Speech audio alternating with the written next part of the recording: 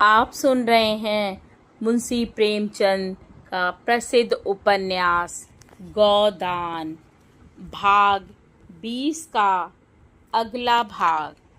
सहसा झिंगुरी सिंह अपने कुएं पर नहाते हुए मिल गए। गोबर निकला मगर सलाम ना किया ना बोला। वह ठाकुर को दिखा देना चाहता था, मैं तुम्हें कुछ नहीं समझता।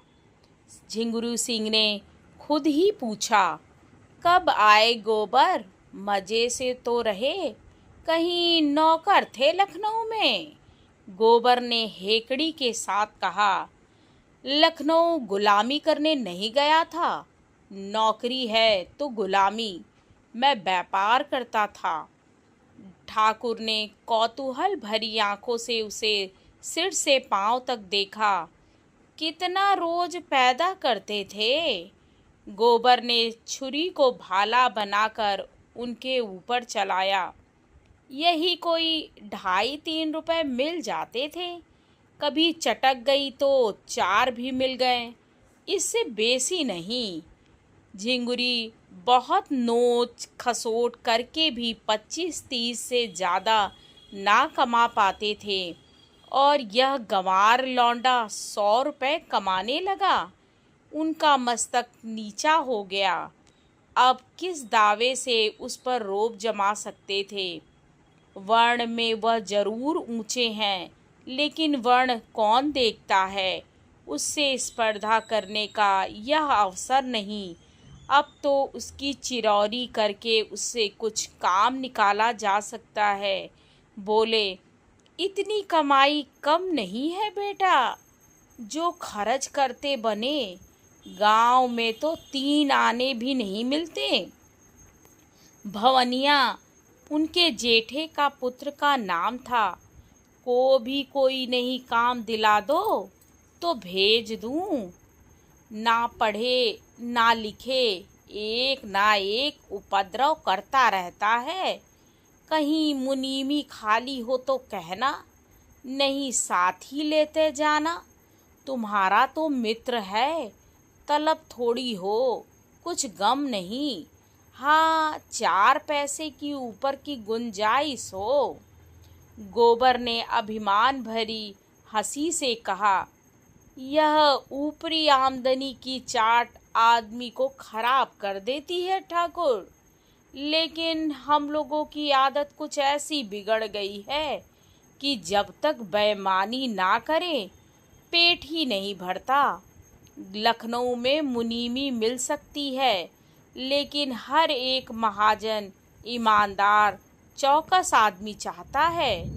मैं भवानी को किसी के गले बांध तो दूं, लेकिन पीछे इन्होंने कहीं हाथ लपकाया तो वह तो मेरी गर्दन पकड़ेगा।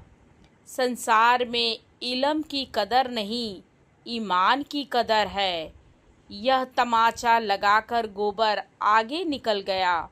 झिंगुरी मन में ऐंठ कर रह गए, लौंडा कितने घमंड की बातें करता है, मानो धर्म का अवतार ही हो।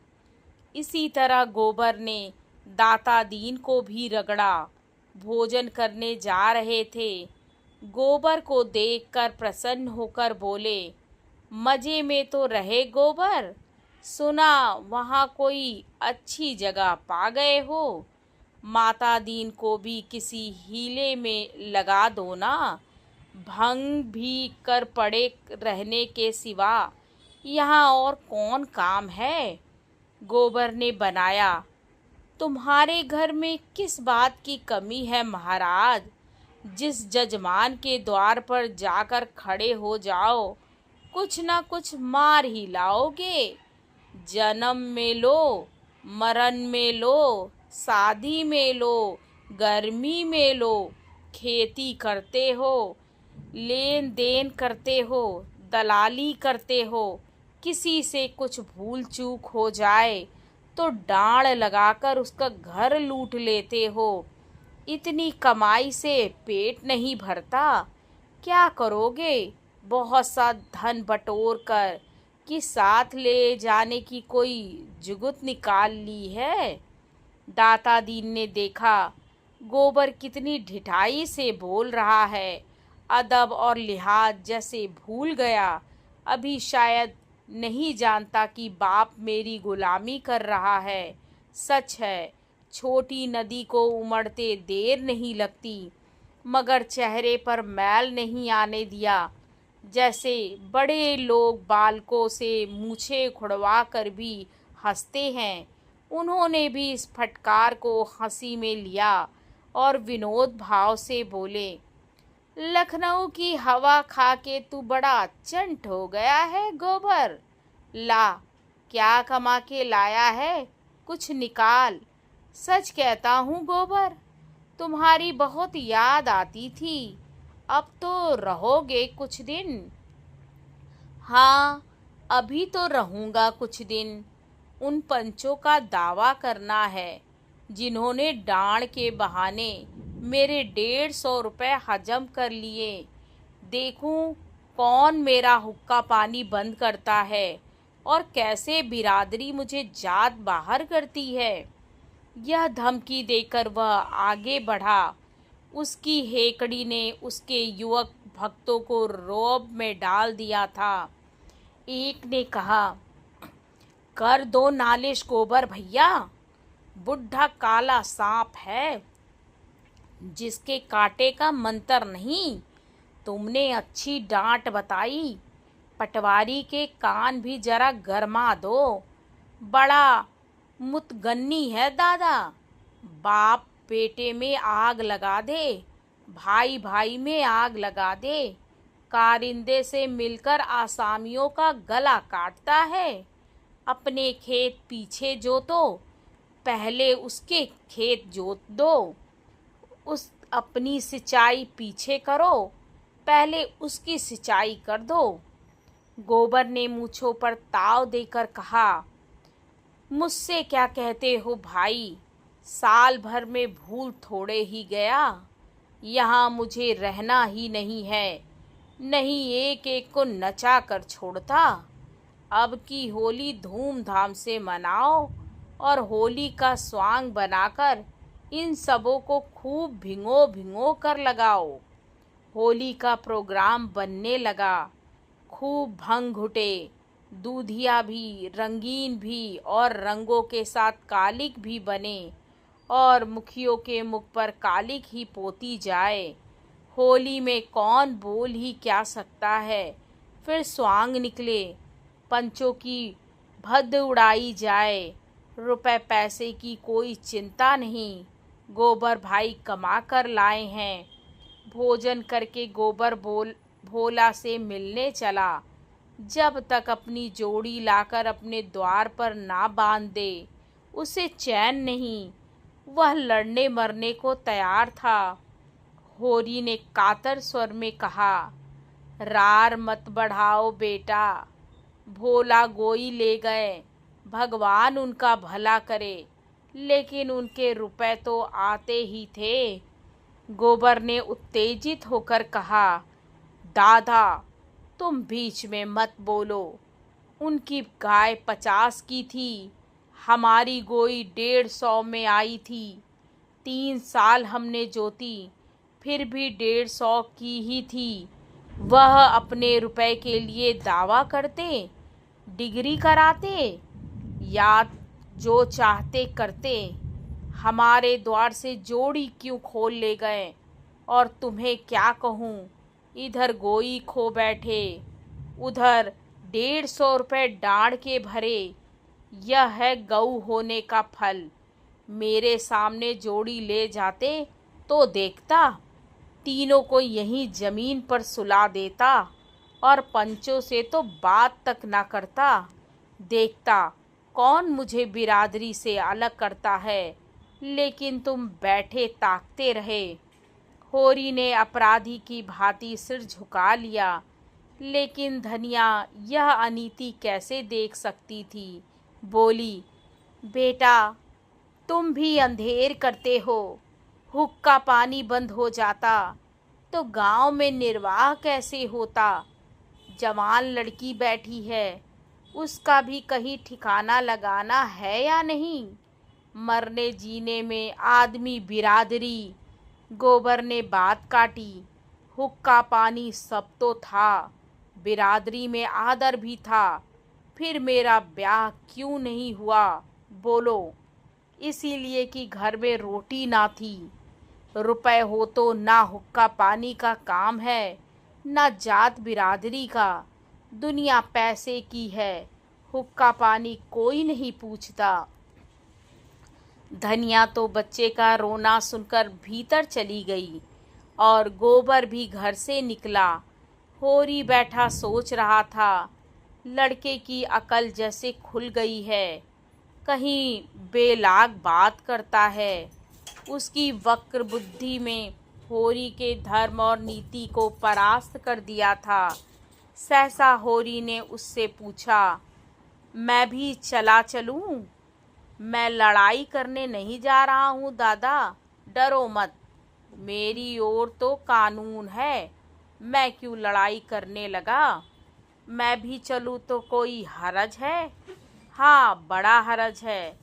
तुम बनी बात बिगाड़ दोगे। होरी चुप हो गया और गोबर चल दिया।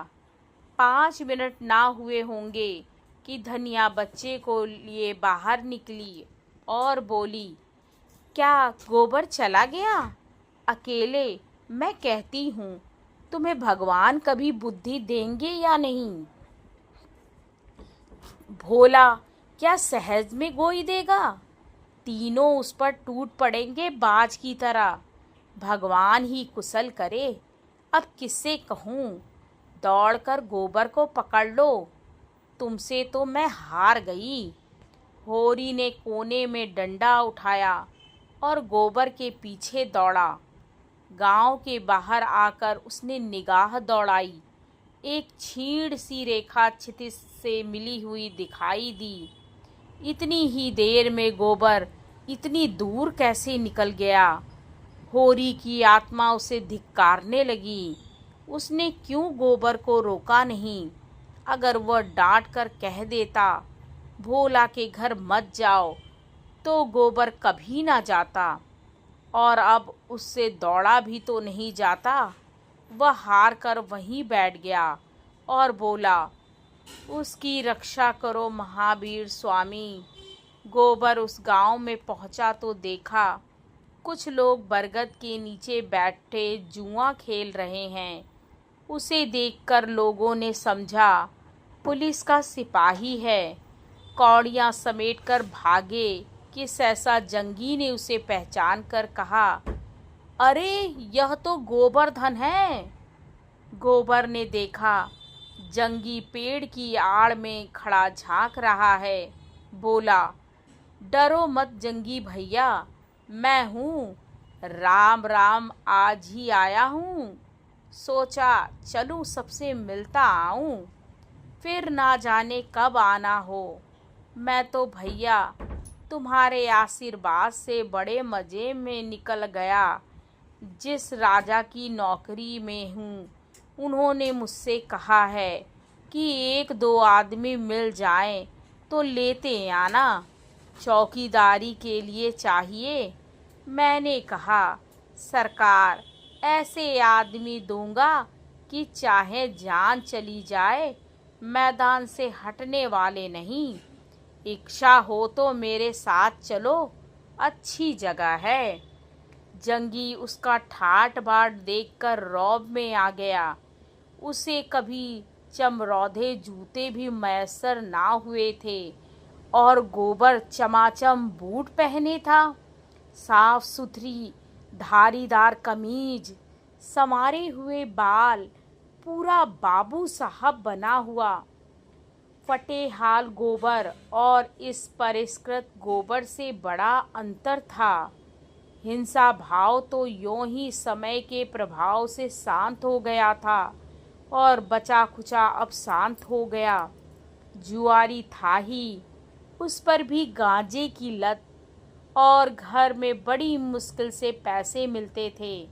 मुंह में पानी भर आया। बोला, चलूँगा क्यों नहीं, यहाँ पड़ा पड़ा मक्खी ही तो मार रहा हूँ। कै रुपए मिलेंगे? गोबर ने बड़े आत्मविश्वास से कहा, इसकी तुम चिंता मत करो, सब कुछ अपने ही हाथ में है, जो चाहोगे वो हो जाएगा।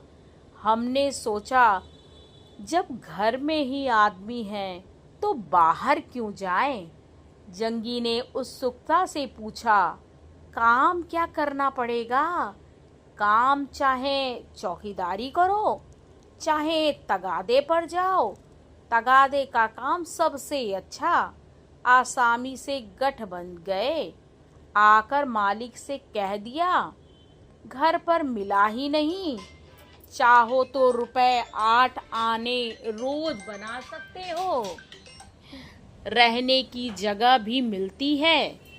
जगह की कौन कमी, पूरा महल पड़ा है, पानी का नल, बिजली, किसी बात की कमी नहीं है। कमाता है कि कहीं गए हैं? दूध लेकर गए हैं? मुझे कोई बाजार नहीं जाने देता। कहते हैं तुम तो गांजा पी जाते हो। मैं अब बहुत कम पीता हूँ भैया, लेकिन 2 पैसे रोज तो चाहिए ही। तुम कामता से कुछ ना कहना, मैं तुम्हारे साथ चलूँगा। हाँ हाँ, बेखटके चलो, होली के बाद तो पक्की रही। दोनों आदमी बातें करते भोला के द्वार पर आ पहुँचे। भोला बैठे सुतली काट रहे थे। गोबर ने लपक कर उनके चरण छुए और इस वक्त उनका गला सचमुच भर आया। बोला, काका, मुझसे जो कुछ भूल चूक हुई उसे क्षमा करो। भोला ने सुतली काटना बंद कर दिया और पथरीले स्वर में बोला, काम तो तुमने ऐसा ही किया था गोबर, कि तुम्हारा सिर काट लूं तो भी पाप ना लगे, लेकिन अपने द्वार पर आए हो, अब क्या कहूँ। जाओ, जैसा मेरे साथ किया उसकी सजा भगवान देंगे। कब आए? गोबर ने खूब नमक मिर्च लगाकर अपने भाग्योदय का वृतांत कहा और जंगी को अपने साथ ले जाने की अनुमति मांगी। भोला को जैसे बेमांगे वरदान मिल गया। जंगी घर पर एक ना एक उपद्रव करता रहता था। बाहर चला जाएगा तो 4 पैसे पैदा तो करेगा, ना किसी को कुछ दे, अपना बोझ तो उठा लेगा। गोबर ने कहा, नहीं काका, भगवान ने चाहा और इनसे रहते बना तो 1-2 साल में आदमी बन जाएंगे। हाँ, जब इनसे रहते बने सिर पर आ पड़ती है तो आदमी आप संभल जाता है। तो कब तक जाने का विचार है? होली करके चला जाऊंगा। यहाँ खेती बाड़ी का सिलसिला फिर जमा दूं तो निश्चित हो जाऊं। होरी से कहो अब बैठ के राम राम करे। कहता तो हूँ, लेकिन जब उनसे बैठा जाए, वहाँ किसी वैद्य से तो तुम्हारी जान पहचान होगी। खांसी बहुत दिक्कत कर रही है, हो सके तो कोई दवाई भेज देना।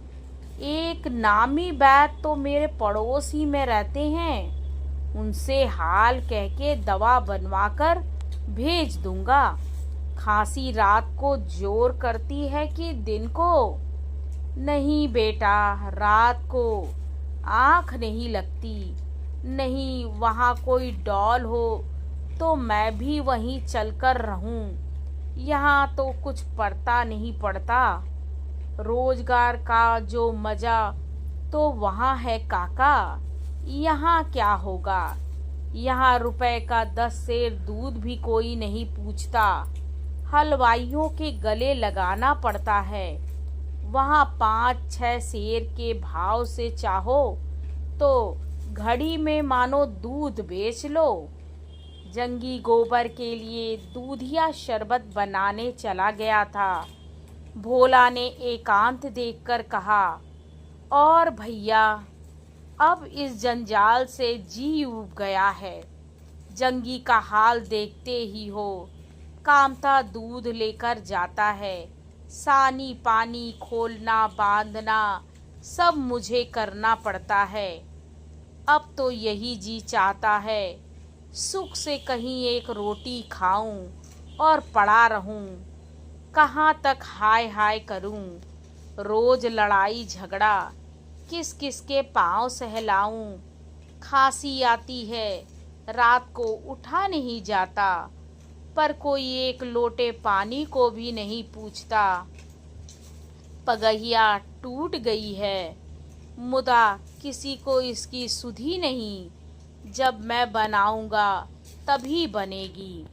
गोबर ने आत्मीयता के साथ कहा, तुम चलो लखनऊ काका, 5 सेर का दूध बेचो नगद।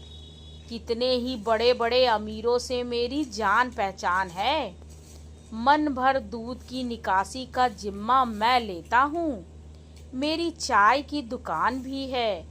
10 सेर दूध तो मैं ही नित लेता हूँ। तुम्हें किसी तरह का कष्ट ना होगा।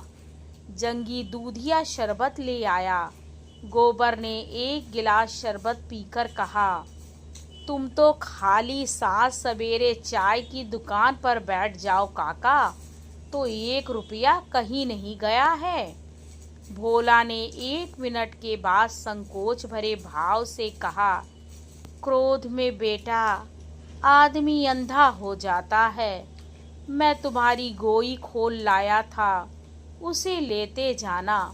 यहाँ कौन खेती बाड़ी होती है। मैंने तो एक नई गोई ठीक कर ली है काका। नहीं नहीं, नई गोई लेकर क्या करोगे, इसे लेते जाओ तो मैं तुम्हारे रुपए भिजवा दूंगा। रुपए कहीं बाहर थोड़े ही हैं बेटा, घर में ही तो है। बिरादरी का ढकोसला है। नहीं, तुम में और हम में कौन भेद है। सच पूछो तो मुझे खुश होना चाहिए था कि झुनिया भले घर में है और आराम से है, और मैं उसके खून का प्यासा बन गया था। संध्या के समय गोबर यहाँ से चला तो गोई उसके साथ थी और दही की 2 हांडियाँ लिए जंगी पीछे पीछे आ रहा था। आगे की कहानी अगले भाग में।